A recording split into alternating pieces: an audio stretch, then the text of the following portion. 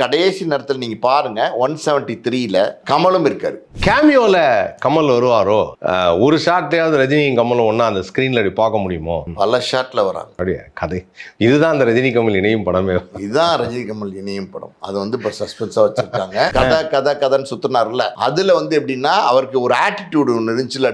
Don படம் இட்டு கொடுத்தோன்னே சூப்பர் ஸ்டாரா இருந்தாலும் நம்ம சொல்ற கதை நம்ம படைப்பாளி நம்ம அப்படிங்கிற மாதிரி ஒரு ஆட்டிடியூட் இருந்துச்சுல்ல. அதெல்லாம் என்னாச்சு, டோட்டல் டவுன் ஆயிடுச்சு. சிவகார்த்தியினுடைய வளர்ச்சி அப்படிங்கிறதே நிறைய பேருக்கு பிடிக்கல. அதை வந்து அவர் எப்படியாவது டவுன் பண்ணணும்னு பார்த்துன்னு இருக்காங்க. ஒரு நடிகன் சிவகார்த்தியன்ட்ட ஏகப்பட்ட கண்டிஷன்ஸ் போடுறாங்க. சிவகார்த்தியன் அனுப்புறாங்க. சிவகார்த்தியன் இதை படிச்சு பார்த்துட்டு என்ன இவ்வளோ கண்டிஷன்ஸ் இருக்கு, இதுல நான் கையெழுத்து போட மாட்டேன் அப்படிங்கிறாரு அவர். சிவகார்த்திகேயன் வந்து எதுக்குமே வந்து இனிமே வந்து கேமியோனாலே பயப்படுறாராம். ஏன்னா கோட்ல ஒரு கேமியோன் அந்த துப்பாக்கியை கையில கொடுத்து இன்னைக்கு பாருங்க வளைச்சு அடிக்கிறாங்க சிவகார்த்தி. நான் பாட்டுக்கு சிவனேன்னு போயிட்டு பாட்டுக்கு சிவனேன்னு வந்து ஏதோ ஒரு ஃபாஸ்ட் ஃபுட்ல இறங்கி 2 இட்லியும் ஒரு ஆம்லெட்டும் சாப்பிட்டுட்டு இருந்தேன். என்ன கையை பிடிச்சி இழுத்துட்டு போய் ஒரு துப்பாக்கியை கையில கொடுத்து இன்னைக்கு அதுவே பெரிய பிரச்சனையா மாத்தி விட்டீங்களடா அப்படின்னு வந்து கதறார் சிவகார்த்தி. ஒரு நடிகன் சிவகார்த்தியன்ட்ட ஏகப்பட்ட கண்டிஷன்ஸ் போடுறாங்க. இந்த நாள்ல முடிக்கணும், இந்த குறிப்பிட்ட தேதியில வரணும், இத்தனை நாள்ல முடிக்கணும், இப்படி முடிக்கணும், இந்த பட்ஜெட் அது இதுன்னு ஏகப்பட்ட கண்டிஷனை போட்டு ஒரு அக்ரிமெண்ட்டை போடுறாங்க. ஆமா, சிவகார்த்தியன் அனுப்புறாங்க. சிவகார்த்தியன் இதை படிச்சு பார்த்துட்டு என்ன இவ்வளோ கண்டிஷன்ஸ் இருக்கு, இதுல நான் கையெழுத்து போட மாட்டேன் அப்படிங்கிறாரு அவர். ஸோ இந்த ஒரு இது நடக்குமா நடக்காதா, அதாவது வந்து பேஷன் ஸ்டுடியோஸ்க்கு ஃபைனான்ஸ் வந்து மணிஷ் கொடுப்பாரா, சிவகார்த்தியன் நடிப்பாரா அப்படிங்கிறதே வந்து ஒரு 10 நாளாக நடந்துட்டு இருக்கு ஒரு பேச்சுவார்த்தை. அந்த அக்ரிமெண்ட்டை கொஞ்சம் சரி பண்ணுங்க, சிவகார்த்தியன் கேட்குற மாதிரி கொஞ்சம் ஈஸியாக மாற்றுங்கன்னு அவங்க சொல்ல, இல்லை நான் இப்படி தான் எனக்கு வேணும்னு இவங்க சொல்ல. அப்படின்னும் போது இங்கே என்ன ஆகுதுன்னா ஃபைனான்ஸ் கிடைக்காம இந்த ப்ராஜெக்ட் மூவ் ஆகலை. அதான் உண்மை. ஓகே. அப்போ இப்போ வந்து நான் சொன்னேன்ல, ஜாக்பாட் அடிக்கிற வந்து சிபி சக்கரவர்த்திக்கு மறுபடியும் வந்து ராஜ்கமல்கிட்ட போய் கதையை வந்து சொன்ன கதை ரஜினிக்கு ஓகே ஆன கதைன்னும் போது அது ஈஸியாக ஓகே ஆகி இப்போ அனௌன்ஸ்மெண்ட்டே வந்துருச்சு. இது ஒரு குட்டி கதை. இந்த குட்டி கதையில் நான் என்ன சொல்ல வரேன்னா, அவர் கதையை எடுத்துகிட்டு சிவகார்த்தின்ட்ட போனார் கொடை, அப்புறம் ரஜினிகிட்ட போனார், அப்புறம் வந்து திருப்பி சிவகார்த்தின்ட்ட வந்தார், அப்புறம் தெலுங்குல போனார், அப்புறம் திருப்பி சிவகார்த்தின்ட்ட வந்தார். இப்போ எல்லாம் வந்து இல்லைன்னொன்னே மறுபடியும் போய் கொடை ரஜினிக்கிட்டே வந்துருச்சு. சூப்பரு வந்துருச்சு. அப்போ இந்த கொடையை எடுத்துட்டு ஒரு ஒரு ஒரு 3 வருஷம் சுற்றுனார்ல, கொடைன்னு கதைன்னு சுற்றுனார்ல. அதில் வந்து எப்படின்னா அவருக்கு ஒரு ஆட்டிடியூடு ஒன்று இருந்துச்சுல. டான் படம் இட்டு கொடுத்தோன்னே சூப்பர் ஸ்டாராக இருந்தாலும் நம்ம சொல்கிற கதை நம்ம படைப்பாளி நம்ம அப்படிங்கிற மாதிரி ஒரு ஆட்டிடியூட் இருந்துச்சுல்ல. அதெல்லாம் என்னாச்சு, டோட்டல் டவுன் ஆயிடுச்சு. இப்போ இந்த படம் கமிட் ஆனால் போதும்னு ஆகிப்போச்சு.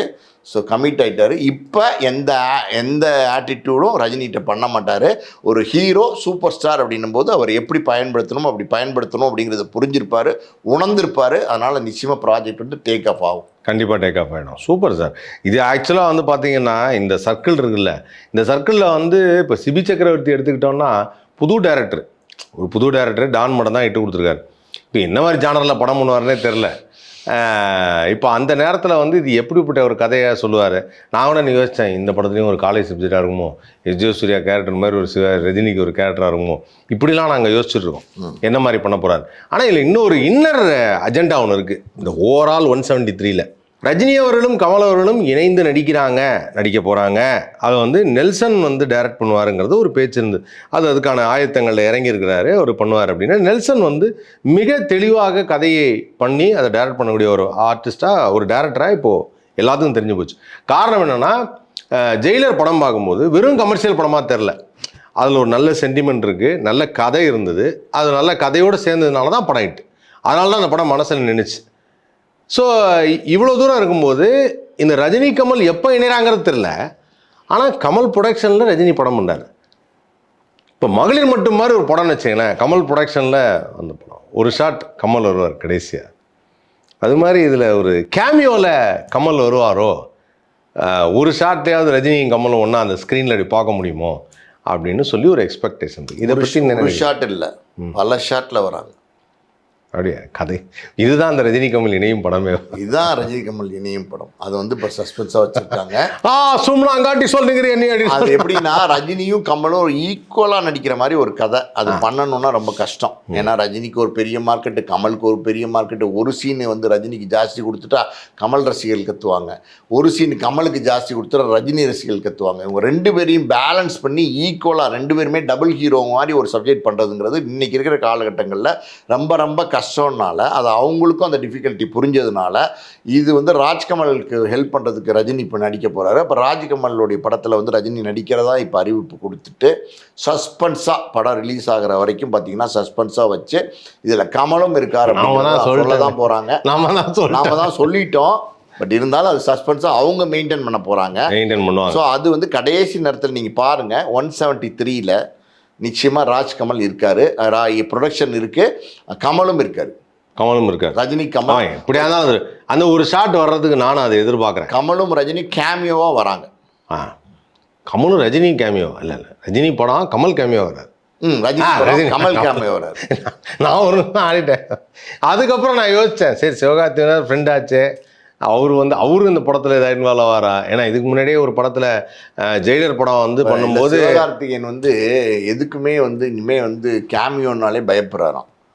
ஏன்னா கோட்ல ஒரு கேமியோன் அந்த துப்பாக்கியை கையில கொடுத்து இன்னைக்கு பாருங்க வளைச்சு அடிக்கிறாங்க. நான் பாட்டுக்கு சிவனேன்னு போயிட்டு நான் பாட்டுக்கு சிவனேன்னு வந்து ஏதோ ஒரு ஃபாஸ்ட் ஃபுட்ல இறங்கி 2 இட்லியும் ஒரு ஆம்லெட்டும் சாப்பிட்டுட்டு இருந்தேன். என்ன கையை பிடிச்சி இழுத்துட்டு போய் ஒரு துப்பாக்கியை கையில கொடுத்து இன்னைக்கு அதுவே பெரிய பிரச்சனையா மாத்தி விட்டீங்களடா அப்படின்னு வந்து கதறார் சிவகார்த்திகேயன் சார். ஆனா சிவகார்த்திகேயன் இருக்கிற ஸ்ட்ரகிள் இருக்குல்ல சார். இப்போ நீங்க சொன்னீங்கல்ல பேஷன் ஸ்டுடியோஸ்ல வந்து ஃபினான்ஸ் பண்றதுக்கு 1008 கண்டிஷன். இப்போ இந்த இண்டஸ்ட்ரியில் வந்து சிவகார்த்திகேயன் முன்னாடியெல்லாம் மேடையில் சொல்லுவாப்பில் என்ன தடுக்கிறாங்க, எனக்கு ரொம்ப கஷ்டமாக இருக்குது, எனக்கு நிறைய பேர் வந்து இடைஞ்சல் கொடுக்குறாரு அப்படின்னு. இப்போ பார்க்கும்போது தான் ஸ்லோவாக தெரியுது சிவகார்த்திகேயனுடைய வளர்ச்சி அப்படிங்கிறதே நிறைய பேருக்கு பிடிக்கல. அதை வந்து அவர் எப்படியாவது டவுன் பண்ணணும்னு பார்த்துன்னு இருக்காங்க. அவ்வளோ பெரிய ஹீரோவுக்கு ஒரு நல்ல சார் ஒரு ஓப்பனிங் ஸ்டார், அதாவது தமிழ் சினிமாவில் முதல் காட்சிக்கு கூட்டம் வர்றதுன்னு ஒரு ஸ்டார்ஸ் அது ரஜினிக்கு இருக்குது, விஜய்க்கு இருக்குது, சிவகார்த்திகேயனுக்கு இருக்குது.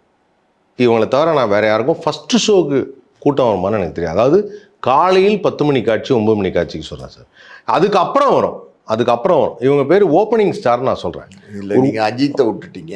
சாரி அஜித் சார் வந்து சார் சூர்யா விட்டு சார் அஜித் சார் தனுஷை விட்டுட்டீங்க. இவங்க இல்லை சார் ஓப்பனிங் இருக்கு. இல்லை சார் இவங்களுக்கு எல்லாருக்கும் அந்த ஃபர்ஸ்ட் ஷோ ஓப்பனிங் இருக்கு.